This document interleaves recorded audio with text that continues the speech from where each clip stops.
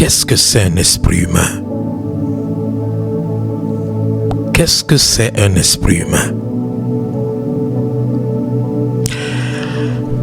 Un esprit humain, c'est un être humain. C'est une personne comme toi et moi, qui, par le moyen des pouvoirs sataniques, projette son esprit hors de son corps pour aller affliger, opprimer, manipuler, contrôler, espionner, surveiller et tuer une autre personne. C'est ça l'esprit humain. L'esprit humain opère comme s'il était un démon dans la vie des gens.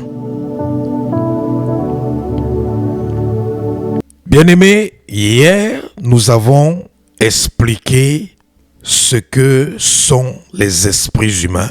Nous avons dit qu'un esprit humain, c'est un être humain ou une personne qui projette son esprit hors de son corps en utilisant des pouvoirs sataniques pour aller affliger, opprimer, manipuler, contrôler, surveiller, espionner ou tuer une personne. Et nous avons aussi dit que l'esprit humain opère comme un démon. Donc il opère comme s'il est un démon. Donc il opère dans la vie des êtres humains comme un démon. Et nous avons aussi dit que un homme, un être humain, peut prendre de son esprit et le mettre sur les gens afin d'influencer la vie de ces gens au travers de l'esprit humain qu'il leur a donné. Nous avons vu l'exemple de Moïse où son esprit a été pris et ça a été départagé à 70 personnes. Que devez-vous faire pour gérer ou pour traiter le problème des esprits humains dans vos vies? Que dois-tu faire pour traiter efficacement le problème des esprits humains dans ta vie? Que dois-tu faire pour obtenir ta délivrance des esprits humains et pour maintenir ta délivrance des esprits humains également? Donc ce que je vais te dire tout à l'heure, c'est non seulement pour obtenir ta délivrance des esprits humains, mais c'est aussi pour maintenir ta délivrance des esprits humains. Numéro 1.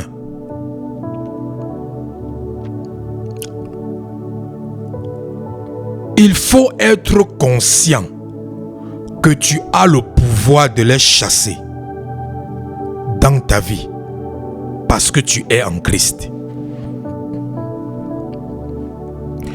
Tu dois être conscient, tu dois accepter dans ton cœur que tu as le pouvoir de chasser ces esprits hors de ta vie parce que tu es en Christ. Donc, parce que tu es en Christ, tu as le pouvoir de le chasser. C'est la raison pour laquelle vous qui m'écoutez là, vous devez naître de nouveau. Tu dois donner ta vie à Christ. Parce que si tu ne donnes pas ta vie à Christ, comment est-ce que tu vas avoir le pouvoir de les chasser? Les esprits humains, tu n'as pas besoin d'appeler le pasteur. Puisque ce sont des humains comme toi. Laissez-moi ouvrir une petite parenthèse. Les esprits humains, ce sont des humains comme toi. C'est quelqu'un comme toi qui enlève seulement une partie de son esprit et qui met sur toi. C'est tout. Donc c'est un être humain comme toi.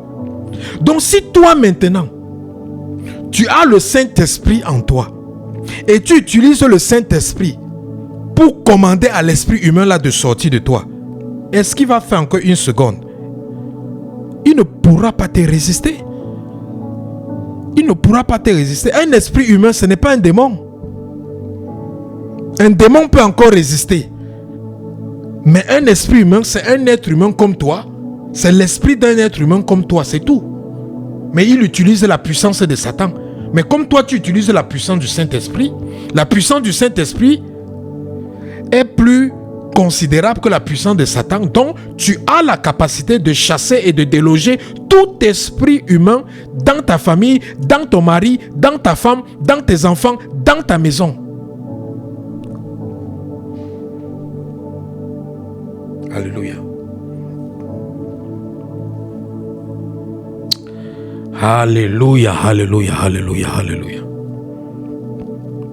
Donc, numéro 1, sois conscient que tu as le pouvoir en Christ de chasser tout type ou toutes sortes d'esprits humains, même si c'est l'esprit du plus grand sataniste qui existe dans ce monde entier, même si c'est l'esprit du premier ministre de Satan qui est humain. Tant que c'est un humain là, tu as le pouvoir de chasser son esprit facilement en utilisant le Saint-Esprit.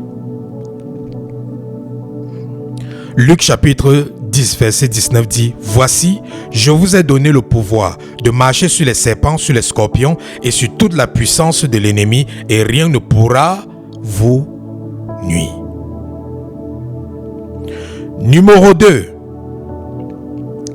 Pour être délivré des esprits humains et pour maintenir les esprits humains hors d'état de nuit dans sa vie, numéro 2, tu dois te soumettre à Dieu dans tous les domaines de ta vie. Tu dois soumettre à Dieu tous les domaines de ta vie. Tu dois soumettre à Dieu tous les domaines de ta vie. La Bible dit dans le livre de Jacques, chapitre 4, verset 7. Jacques, chapitre 4, verset 7 dit: soumettez-vous donc à Dieu. Résistez au diable et il fuira loin de vous. Quand tu te soumets à Dieu, bien-aimé, tu résistes. Tu es capable de résister à l'esprit humain. Puisque si tu peux résister au diable, combien de fois plus forte raison l'esprit humain? Donc, tu dois te soumettre à Dieu. Tu dois soumettre tous les domaines de ta vie à Dieu. Tu dois soumettre ton mariage à Dieu. Tu dois soumettre ta santé à Dieu. Tu dois soumettre ton corps à Dieu. Tu dois soumettre tout ce que tu entreprends dans ta vie à Dieu. Et que veut dire soumettre à Dieu tous les domaines de sa vie? Ça veut dire que tu dois gérer chaque domaine de ta vie à la lumière de la parole de Dieu, à la lumière des Saintes Écritures ou selon les principes de Dieu. Soumettre mon mariage à Dieu, c'est tout simplement vivre dans mon mariage selon les lois de Dieu ou respecter le protocole du mariage dans mon mariage selon la volonté de Dieu. Soumettre ton emploi ou ta carrière professionnelle à Dieu, c'est tout simplement gérer ta carrière professionnelle selon les principes de Dieu. Soumettre ton foyer à Dieu, soumettre tes enfants à Dieu, c'est éduquer tes enfants selon les principes de Dieu. Donc, quand on dit de soumettre sa vie à Dieu, c'est tout simplement gérer chaque domaine de sa vie radicalement à la lumière de la parole de Dieu. Quand tu le fais, bien-aimé, tu es capable de résister déjà aux esprits humains. Numéro 3. Armez-vous spirituellement pour être prêt à vous défendre. Parce que je vous ai dit, les esprits humains, ils vont toujours vouloir entrer dans nos vies. On leur combat toute la vie. Quand ils sont déjà en nous, on fait les prières de délivrance pour qu'ils sortent de nous. Mais quand ils sont hors de nous, on fait les prières de combat spirituel pour les empêcher d'entrer en nous. C'est pour ça que vous devez vous armer spirituellement. Éphésiens chapitre 6 verset 11 dit « Revêtez-vous de toutes les armes de Dieu, afin de pouvoir tenir ferme contre les ruses du diable. » Les ruses du diable. L'esprit humain utilise la ruse quand il opère dans nos vies.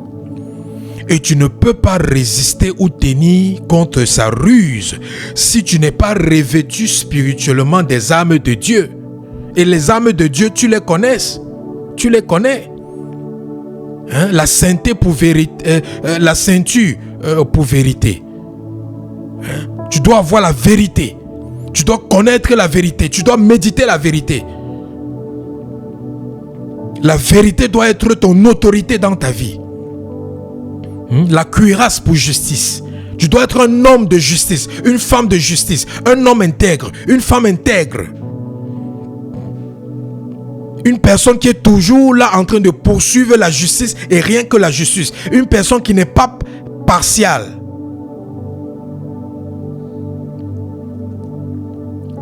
L'évangile de la paix.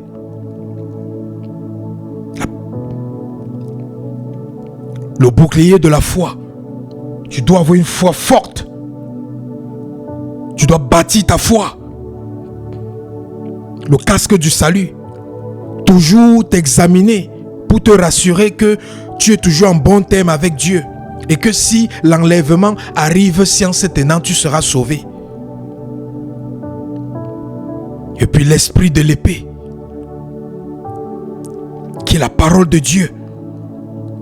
Et ensuite la prière. Donc tu dois te revêtir de ces armes quotidiennement. Tu dois maintenir ces armes actives dans ta vie. Numéro 3. Numéro 4. Tu ne dois pas donner accès aux esprits humains dans ta vie en menant une vie sage ou en vivant sagement et en étant prudent. Beaucoup de chrétiens ne sont pas sages et prudents. Beaucoup de chrétiens sont spirituels, mais le diable arrive à les vaincre parce qu'ils ne sont pas sages et prudents. Et sûrement, ça sera comme un paradoxe pour vous, que comment quelqu'un peut être spirituel et il n'est pas sage et prudent, oui. Parce que être sage et être prudent, ça n'a rien à voir avec la spiritualité. C'est une affaire d'intelligence humaine. C'est pour ça que Jésus-Christ a dit, priez, faites le spirituel et veillez. Utilisez votre logique humaine. Priez et veillez. Priez et veillez. Priez, c'est le spirituel. Veillez, c'est le naturel.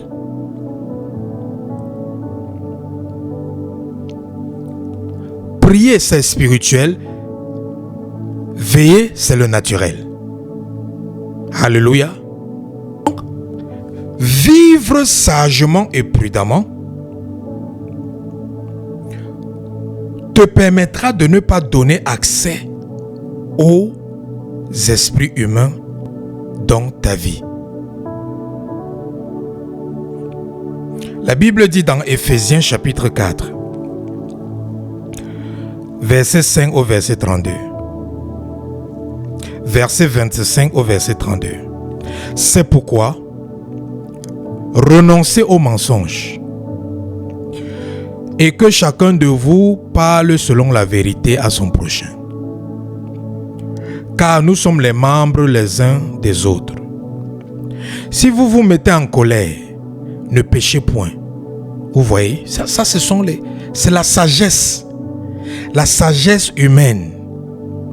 Ça, c'est tu utilises ton intelligence pour ne pas ouvrir les portes aux esprits humains. Renoncez aux mensonges. Que chacun de vous parle selon la vérité. Ne mens pas à ton prochain. Si tu te mets en colère, ne pêche point. que le soleil ne se couche pas sur ta colère. Et ne donnez pas accès au diable. Verset 27. Et ne donnez pas accès au diable. Que celui qui volait, celui qui dérobait, ne dérobe plus. Mais plutôt qu'il travaille en faisant de ses mains ce qui est bien, pour avoir de quoi donner à celui qui est dans le besoin. Verset 29. Qu'il ne sorte de votre bouche aucune parole mauvaise. Vous voyez? Parce que les esprits humains là, au travers des paroles qui sortent de ta bouche, tu peux les ouvrir la porte. Ils peuvent venir habiter dans ta langue. Ils t'amènent maintenant à maudire ceux qui sont supposés te bénir. Et ceux qui sont supposés te bénir deviennent maintenant pour toi une malédiction. Parce que toi-même tu les as maudits. Combien de femmes ont maudit leurs époux? Parce que leurs époux se sont mal comportés. Et elles n'ont pas eu le discernement de retenir leur langue. Combien d'hommes ont maudit leurs épouses parce que leurs épouses se sont mal comportés et ils n'ont pas eu de la retenue pour ne pas maudire leurs épouses. Maintenant ils sont mariés et souffrent.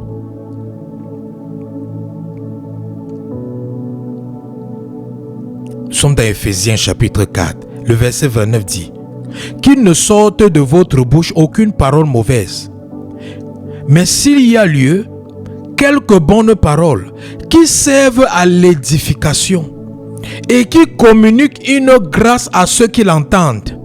Vous voyez, la Bible dit que les paroles qui sortent de ta bouche, ça doit être des paroles qui servent à l'édification et qui communiquent une grâce à ceux qui l'entendent. Ça veut dire que les paroles, je vous ai dit au début de ce message, que les paroles communiquent quelque chose dans la vie de ceux qui les reçoivent.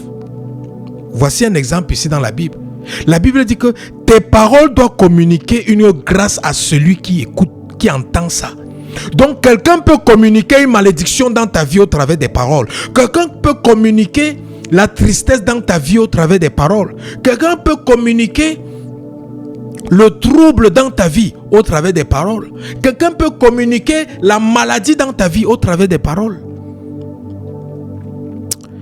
Alléluia. Verset 30. N'attristez pas le Saint-Esprit de Dieu, par lequel vous avez été scellés pour le jour de la rédemption. Vous voyez, n'attristez pas le Saint-Esprit. Quand le Saint-Esprit est attristé, les esprits humains, ils vont venir dans ton corps. Qui va te dire que l'esprit humain est là? Parce que c'est le Saint-Esprit qui peut te révéler ces choses. Mais si tu as attristé le Saint-Esprit, l'esprit humain a le feu vert pour se camoufler comme il veut dans ta vie. Il peut même s'il n'y a pas de droit légal, il peut juste venir squatter dans ta vie jusqu'à ce que tu le découvres. Verset 31. Que toute amertume, toute animosité, toute colère, toute clameur, toute calomnie et toute espèce de méchanceté disparaissent du milieu de vous. Bien aimé, il faut que ces choses que je viens de citer là, il faut que ça disparaisse au milieu de vous.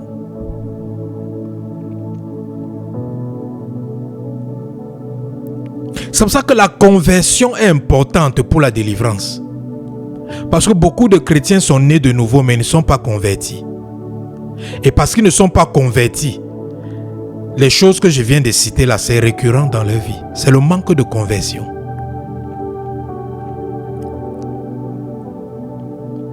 Il y a même les serviteurs de Dieu qui ne sont pas convertis. En commençant dans la Bible. La Bible dit que Jésus s'est levé un matin, il allait prier au petit matin pour choisir les 12 disciples.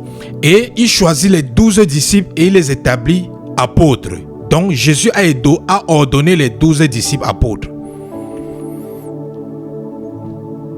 Et puis maintenant, quand Jésus était déjà prêt à partir, dans le livre de Luc, Jésus dit à Pierre, qui est un apôtre, quand tu seras converti, affermis les autres.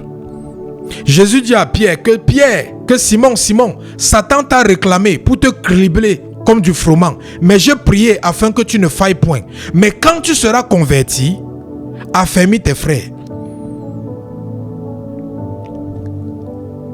L'apôtre, Pierre était apôtre, ordonné apôtre, mais il n'était pas converti. Donc, il y a même les serviteurs de Dieu qui ne sont pas convertis. Le manque de conversion, c'est pour ça que dans nos vies, il y a l'amertume. C'est le manque de conversion. Les animosités, les clameurs, les calomnies, toute espèce de méchanceté, le mensonge, c'est le manque de conversion. Donc, que ces choses-là disparaissent dans ta vie. Parce que ces choses-là, ça t'ouvre aux esprits humains. Ça t'ouvre aux esprits humains. Verset 32 d'Éphésiens chapitre 4, ça dit « Soyez bons les uns envers les autres. Soyez bons. Soyez compatissants. Vous pardonnant réciproquement, comme Dieu vous a pardonné en Christ. » Le manque de pardon. Le manque de pardon. L'une des plus grandes portes d'entrée des démons dans la vie des humains. Le manque de pardon. Et c'est aussi une grande porte d'entrée des esprits humains. Et souvent, celui que tu ne veux pas pardonner là, c'est son esprit humain même qui est en toi. Et il est content. Parce que comme tu ne le pardonnes pas, il a toujours le droit légal d'être en toi. Au travers de son esprit humain. Numéro 5. Il faut fortifier ton homme intérieur. Quand ton homme intérieur n'est pas fort, n'importe quel esprit peut forcer la porte et entrer dans ta vie. N'importe quel esprit qui est plus fort spirituellement que toi peut squatter dans ta vie.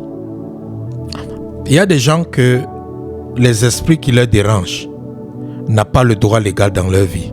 C'est tout simplement que les esprits qui les dérangent sont plus forts que eux spirituellement.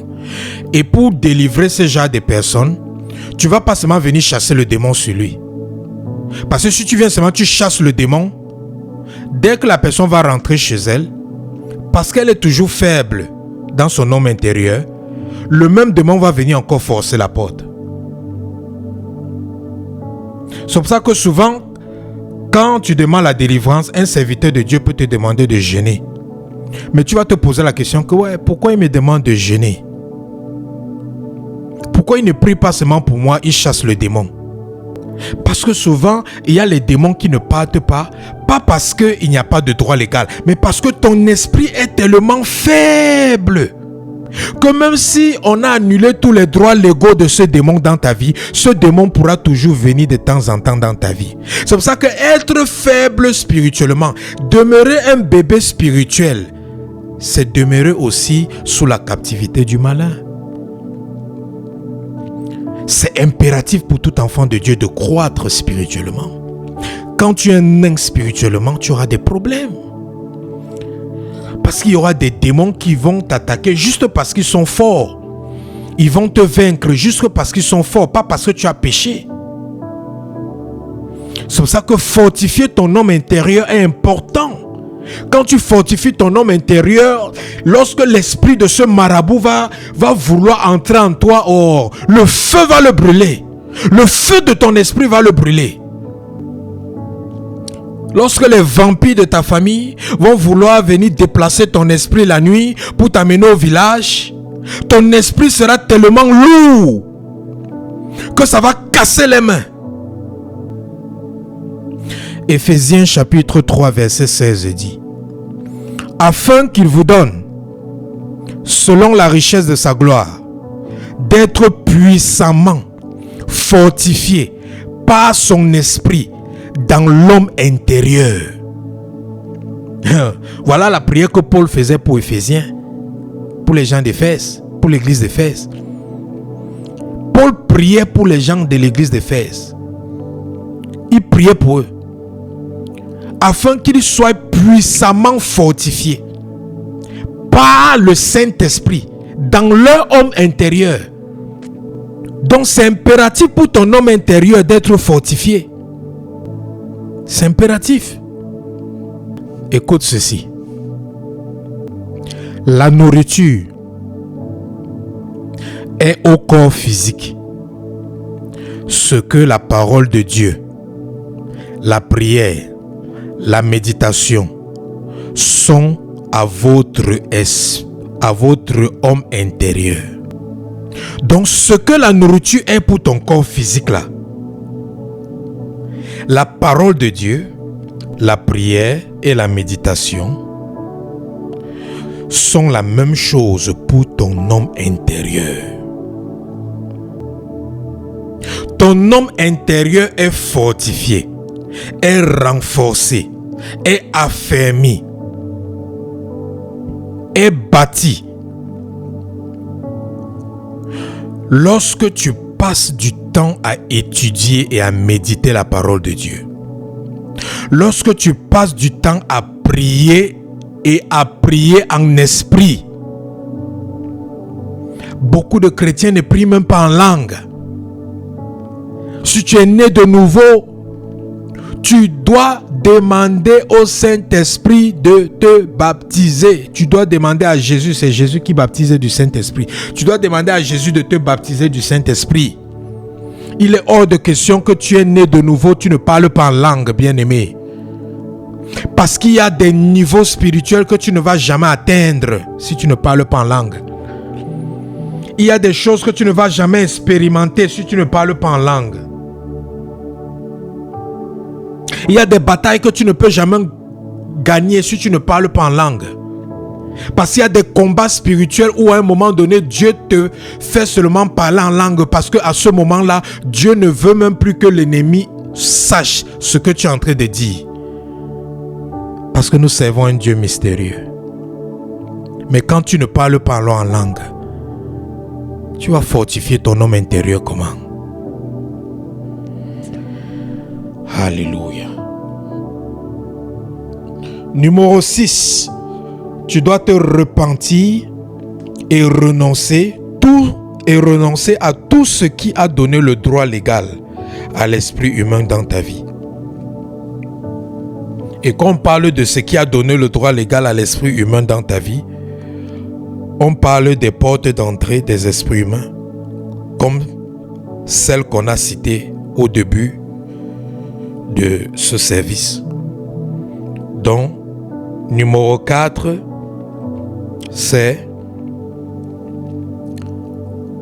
se repentir et renoncer à tout ce qui a donné l'accès légal à l'esprit humain dans nos vies, dans nos maisons, ou dans nos églises, ou dans nos ministères.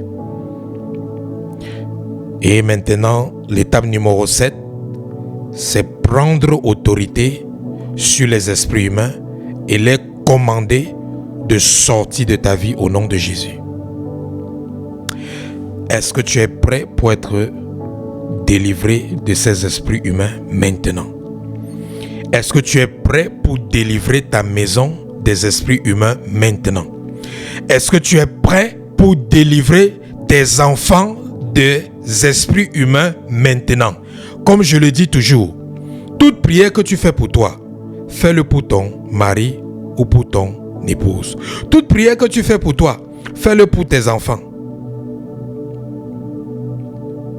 Pour que toute délivrance que Dieu opère dans ta vie, il opère aussi ça dans la vie de ceux qui sont dans la maison avec toi. Pour que vous puissiez croître ensemble au même niveau. Sans ça, lorsque vous vivez ensemble et vous avez différents niveaux spirituels, il y aura un déséquilibre spirituel dans la maison. Et ça va faire que souvent dans la maison, le diable va utiliser ceux qui sont un peu vulnérables spirituellement comme porte d'entrée pour avoir le droit légal d'opérer dans la maison. Donc tu peux être un serviteur de Dieu, tu vis dans la sainteté, tu vis dans la sanctification, tu es un enfant de Dieu, tu vis dans l'intégrité et tout. Mais dans ta maison, il y a des personnes qui vivent encore, qui pratiquent encore le péché en cachette. Au travers de ces gens, le diable a une porte d'entrée dans ta maison. Et le diable peut venir opérer dans ta maison. Il peut venir rendre les gens malades dans ta maison. Parce qu'il est passé à travers une personne qui habite dans ta maison et qui a une double vie, qui mène une double vie.